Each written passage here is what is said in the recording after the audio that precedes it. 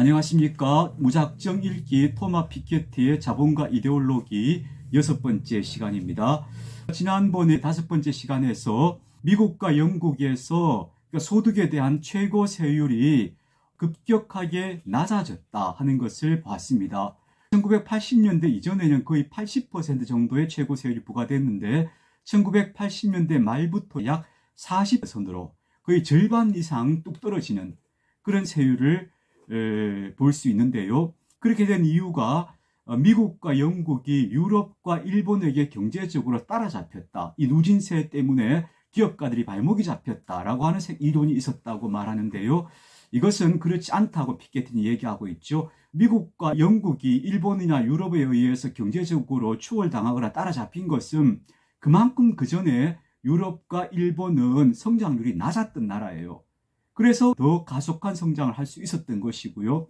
또 한 가지는 이 나라들이 매우 과감하고 평등한 교육정책, 사회정책을 시행했기 때문이다. 그렇게 이야기하고 있어요. 그리고 또 한 가지 중요한 사실은 그 당시 이렇게 미국의 누진세, 최고 세율이 80%에 해당하던 시절에 오히려 미국 경제가 더 성장하고 있었다는 겁니다. 이게 결정적인 증거죠. 그러니까 이 누진세율 때문에 미국 경제가 발목 잡힌 것이 결코 아니었다라는 것을 피케티는 말하고 있습니다. 자, 계속 읽습니다. 마지막으로 보자면 1980년에 결정된 누진세 감소가 1980년에서 2018년 동안에 미국과 영국에서 관찰된 전례 없는 불평등 증대, 국민소득에서 소득 하위의 급락, 그리고 아마도 중위계급 및 인민계급에 버림받았다는 감정과 정체성주의적이고 제노포비아적인 퇴행적 태도의 증가에 특히 일조할 것이라고 여겨도 되겠다. 정체성주의라는 것은 어떤 집단이 같은 정체성을 가진 사람들 모이는 거예요. 남성이면 남성, 백인이면 백인, 이렇게 그 정체성에 따라 모이는 거죠. 가치와 신념에 따라서 모이는 게 아니고요. 그리고 제노포비아적이라는 것은 바로 인종 차별적이라는 의미가 인종 혐오 같은 그런 태도가 인민계급 내지는 중위계급에서 점점 확산되고 있는 이유가 바로 이 누진세 감소가 가져온 불평등의 증대, 그리고 소득 하위가 급락했던 것, 이런 것들이 중산층과 인민계급으로의 이런 퇴행을 가져온 것이 아닌가라고 보는 겁니다. 이 퇴행적 태도는 두 나라에서 2016년에서 2017년에 유럽연합 탈퇴 국민투표 브렉시트와 도널드 트럼프의 당선에서 매우 격하게 표명되었다. 여하간 소득과 자산에서 조세 경쟁과 금융 투명성 결여의 주요 희생자인 부국과 빈국 모두를 위해 1세기를 위한 더욱 과감한 누진세 양식을 다시 사유하기 위해서 이러한 경험들이 동원될 수 있다. 세무당국의 통제도 없고 정보 교환도 없는 자유로운 자본이동은 1980년에서 1990년의 보수적인 조세재정혁명의 국제적 확산과 영속화의 주요 매개 중 하나였다. 이는 국가 건설 및 전 세계의 정의로운 조세재정 확립 과정에 극도의 부정적인 영향을 주었다. 현실적으로는 또한 무엇보다도 전후 3인주의 연합이 우리가 살펴보게 될 이러한 도전들에 대응하지 못했던 무능력, 그리고 특히 누진세의 문제 설정을 초민족적인 규모로 확장하고 실제로 최대 보유자들에게 충분한 누진세가 부과되도록 해서 이들 최대 보유자들이 소유의 상당 부분을 매년 공동체에 돌려주어야 할 일시적인 소유, 사적 소유 개념으로 확장하지 못한 무능력이 원인이다. 사적 소유 개념이 일시적으로 소유하고 있는 것이고 이건 공동체 소유다라고 하는 의식을, 이 개념을 확장시켰어야 하는데, 삼인주의라는 것은 사회주의 이념을 민주적인 절차를 통해서 실현하고자 하는 정치 집단이죠. 그 삼인주의 연합이 이것들을 제대로 해내지 못했다는 겁니다. 이러한 강령적, 지적, 이데올로기적 한계가 평등을 지향하는 역사적 운동의 소진과 불평등의 재증대 현상을 설명해주는 근본적인 원인에 속한다. 이데올로기적 동결과 새로운 교육 불평등. 진행 중인 진화 전체를 잘 이해하기 위해서는 불평등을 감소시키고 이를 규제할 수 있도록 하는 또 다른 정치, 사회 제도들과 연관된 정치적, 이데올로기적 전환들에 대해서도 분석해야 할 것이다. 특히 이와 관련되는 것은 경제적 분배 및 기업의 결정 신급과 전략상에서의 임금 노동자들의 참여 문제인데, 이에 대한 혁신적 해법을 1950년대부터 독일과 스웨덴 같은 여러 나라에서 발전시켜 왔다. 최근까지도 이 해법들은 진정 일반화되지도 심화되지도 못했다. 그 이유들은 틀림없이 각 나라의 고유한 정치적 이데올로기적 궤도의 다양성과 관련되는데, 예컨대 영국 노동당과 프랑스 사회당은 1980년대까지 국유화를 추구한 강령에 우호적이었다가 베를린 장벽 붕괴와 공산주의 종언 이후 이런 식의 관점을 돌연 포기했다. 그 이유들은 또한 사적 소유를 온전히 극복하기 위한 충분한 성찰이 사방에 부재했다는 것으로도 설명된다. 임금 노동자의 참여 문제라는 것은요, 독일과 스웨덴 같은 나라들은 실제로 회사의 경영진에 노동자 대표가 참여할 수 있도록 법적으로 규정이 되어 있습니다. 이런 식으로 임금 노동자들이 참여해서 점진적으로 이념 원칙들을 전개해 나가야 하는데, 영국 노동당과 프랑스 사회당은 오로지 국유화라고 하는 한 가지 이데올로기에 몰두하다가 오히려 공산주의가 종언하고 난 다음 이 국유화라고 하는 관점을 도려 포기하는 데까지 나아가는 실수를 저질렀다 하는 이야기입니다. 실제로 냉전이 국제관계 체계에 대해 우리가 알던 효과만을 발생시켰던 것은 아니다.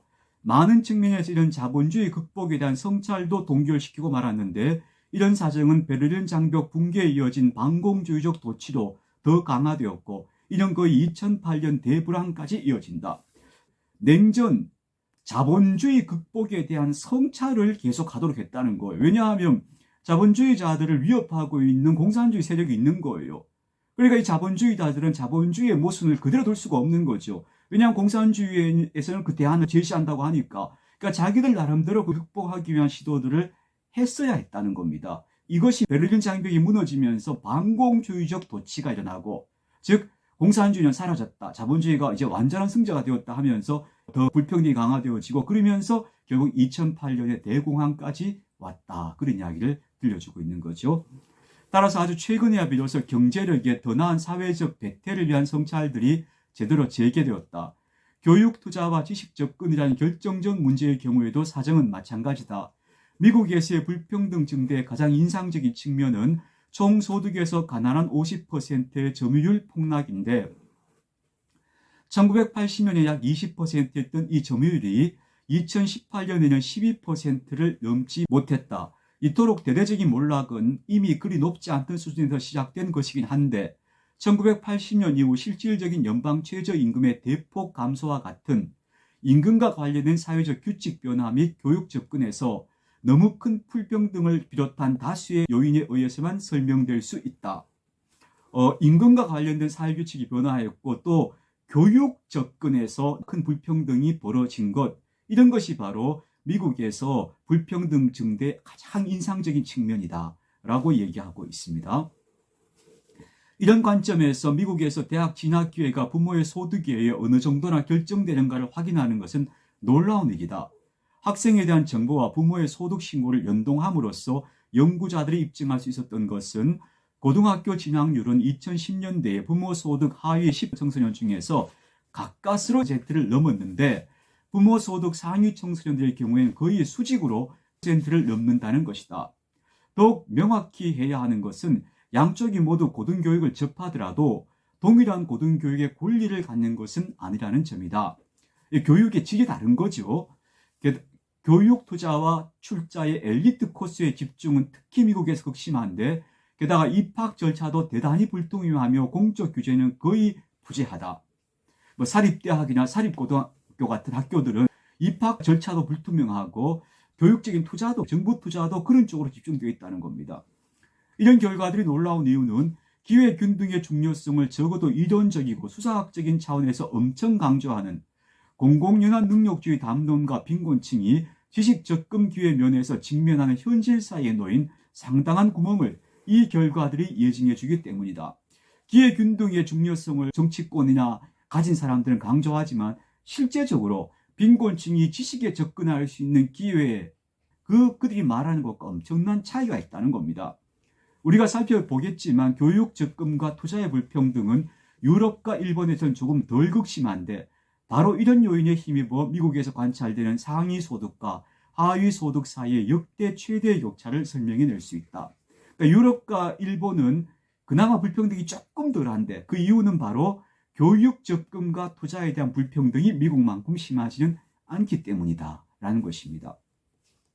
그렇지만 교육 투자 불평등 및 이 주제에 관한 민주적 투명성 결여 문제는 모든 나라에서 쟁점이고 소유의 재정의 실패들과 더불어 3인당의 가장 중요한 실패들의 일부를 이루는 쟁점이다. 3인당이 실패한 가장 중요한 부분 중에 하나가 또 이 교육 투자 불평등 문제였다 하는 것을 지적하고 있습니다.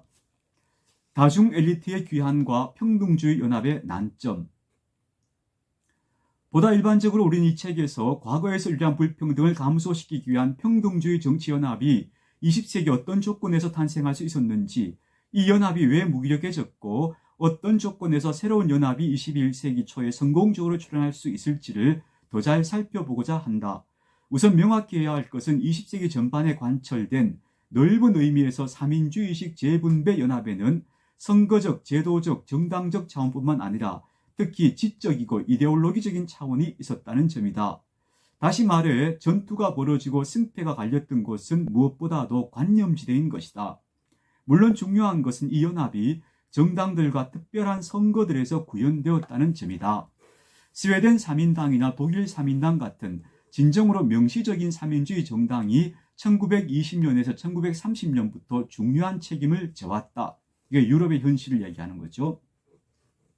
여기서 말하는 평등주의 정치연합은 유럽의 3인주의 정당이 집권하는 여러 나라가 있잖아요.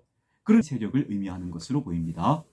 1945년의 역사적 선거에서 압도적인 다수 의석을 획득한 영국 노동당이나 1932년에서 1952년까지 루스벨트와 트루먼으로 집권을 이어간 미국 노동당, 1936년과 1945년에 집권한 프랑스를 비롯한 여타 많은 나라에서의 다양한 사회당, 공산당 동맹의 형태들도 있다. 하지만 이러한 특정한 구현들을 넘어 실제로 권력 장악은 무엇보다 진정 이데올로기적이고 지적이었다는 점이다. 불평등 감소 및 사법, 조세 재정, 사회제도의 심층적 전환이라는 강령에 근거한 사상연합이 중요했던 것이다. 앞에서 이데올로기라는 것은 사회가 이런 식으로 체계화되어야 한다 하는 것에 대한 담론 혹은 관념이라 했죠. 그러니까 당시에 집권했던 이 3인주의 정치 세력들은 이런 식의 이데올로기적인 밑그림을 가지고 있었던 거예요. 그러니까 진정 이데올로적이고 지적이었다는 말이 그 말입니다. 이데올로기적인 개념을 가지고 접근했다는 겁니다. 이 강령들은 1930년에서 1980년 정치 세력 전체에, 심지어 그 시대의 정치적 각 축장에서 더 오른쪽에 있던 정당들에게도 자리 잡게 되었다. 이 전환은 당연히 넓은 의미에서 3인당들이 운영한 동원 전략에 의거한 것이지만 더 일반적으로는 사회체의 광범위한 부분들, 노조, 군부, 미디어, 지식인의 개입과 19세기 전 기관과 20세기 초까지 시장, 불평등, 소유에 대한 준종교적 도구마에 입각했던 지배 이데올로기 전체의 전환에 의거한 것이다. 20세기 초까지는요, 시장과 불평등과 소유 이런 문제를 마치 종교적인 도구마처럼 그렇게 믿어왔는데 이런 것들이 전면적으로 전환되는 그런 이데올로기적인 전환이 이 시대, 이 불평등이 약화되었던 시대를 설명해 줄 수 있다는 이야기가 됩니다. 그리고 이렇게 3인주의 정당이 출현하니까 우파 정당들도 어쩔 수 없이 이 3인주의 정당의 영향을 받으면서 조금씩 이 강령들을 이제 받아들일 수밖에 없었다 하는 부분이죠. 이와 같이 새로운 사상연합의 출현과 국가의 역할에 대한 새로운 비전의 등장을 이끈 가장 중요한 요인은 사적 소유 및 자유경쟁체제의 정당성 상실이었다. 이런 19세기 및 20세기 초반에 산업성장이 불러온 부의 막대한 집중과 이런 진화가 불공평하다는 감정이 쌓여가면서 점차적으로 나타났고 세계대전들과 1930년대 위기 이후로는 가속화되었다. 소련 공산주의라는 대항 모델 자체도 역시 본질적인 역할을 해냈다. 소련 공산주의는 한편으로는 재분배 의제를 원치 않았던 보수적 정치 행위자들과 정당들에게 이 과감한 의제를 관철시키고 다른 한편으로 유럽의 식민 제국들 안에서는 탈식민화 과정을, 미국에서는 시민권 확장을 가속화했다. 소련이라고 하는 존재가 보수적인 정당들에게도 삼인주의적인 제도를 받아들일 수밖에 없도록 강요했고, 유럽의 식민 지배를 받던 나라들에서는 탈식민주의 운동이 일어나도록 자극했고, 미국에서는 시민권 확장을 가속화시키는 역할까지도 했다는 거예요. 실제로 그 당시 전 세계에서 나왔던 여러 가지 해방운동들, 이런 것들의 배후에는 항상 소련의 지원 내지는 입김이 작용하고 있었던 것도 사실이라고 볼 수 있습니다. 1945년 이후 넓은 의미에서 3인당 유권자 구조의 진화를 조사해보면 미국에서만큼 유럽에서도 유권자가 얼마나 비교적 비슷한 조건으로 전환되었는지 보인다는 것이 인상적인데, 대서양 양안의 정당 체계에 매우 상이한 역사적 기원들을 감안한다면 이것은 의당당연한 일이 아니다. 1950년에서 1970년의 미국 민주당 득표율은 저학력 유권자와 소득 및 자산 하위 유권자 사이에서 특히 높았다. 반면에 공화당 득표율은 고학력자와 소득 및 자산이 높은 이들에게서 높았다. 동일한 구조가 프랑스에서도 거의 동일한 비율로 확인된다. 1950년에서 1970년에 사회당과 공산당, 그리고 급진 정당들이 저학력자들과 소득 및 자산이 적은 이들에게 많은 표를 받았다. 다양한 경향의 중도 우파 정당들과 우파 정당들은 그 반대다. 이러한 유권자 구조는 1960년대 말과 1970년대를 거치면서 변하기 시작했고, 1980년에서 2000년부터는 1950년에서 1970년과는 현저히 다른 구조가 확인되는데, 이 역시도 미국과 프랑스에서 거의 동일한 양상이다.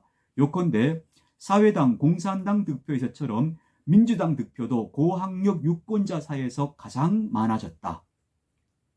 고소득자 사이에서는 여전히 취약한 채로 남아있지만 말이다. 하지만 이는 일시적이었다. 2016년 미국 대선에서 최초로 고학력자뿐 아니라 고소득자도 공화당보다는 민주당에 투표하는 것을 선호했고, 이는 1950년에서 1970년에 비하면 투표의 사회구조가 완전히 반전된 데서 기인한다.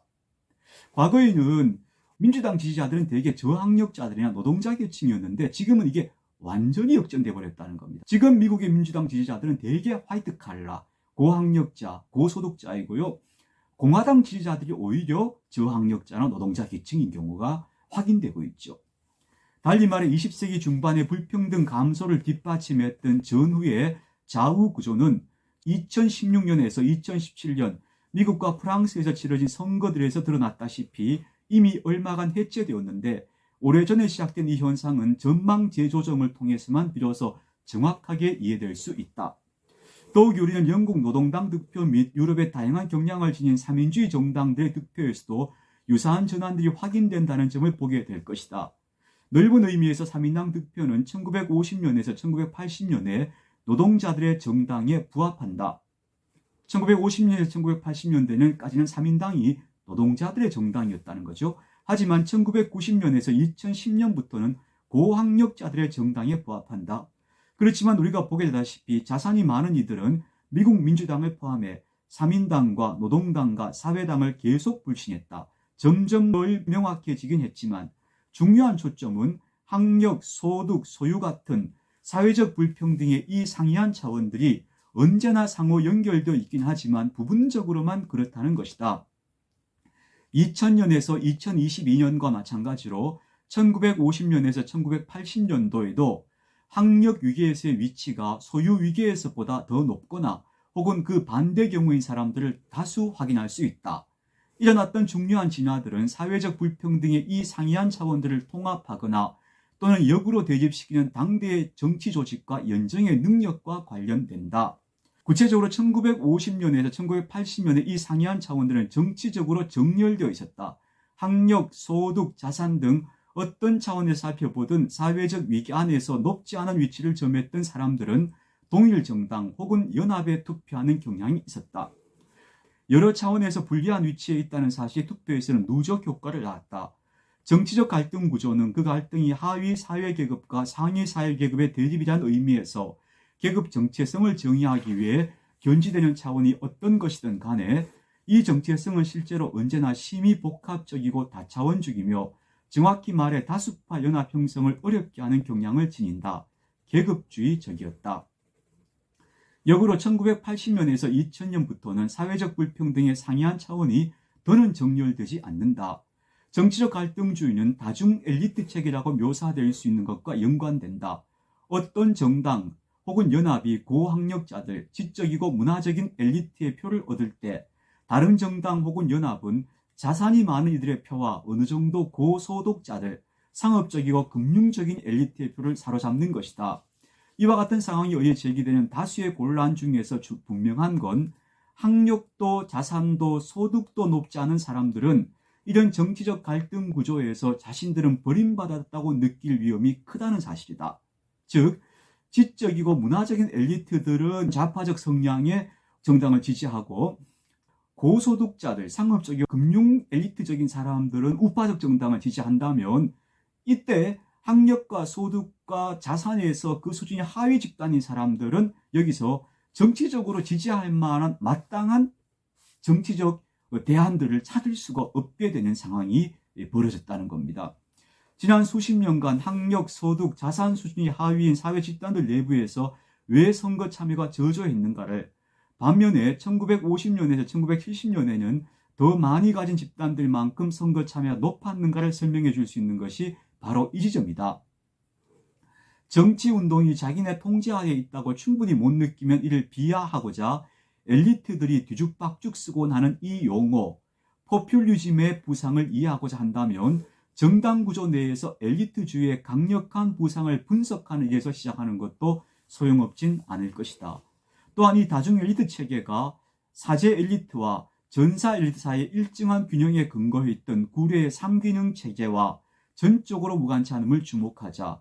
물론 정당성의 형식들은 분명 크게 변했지만,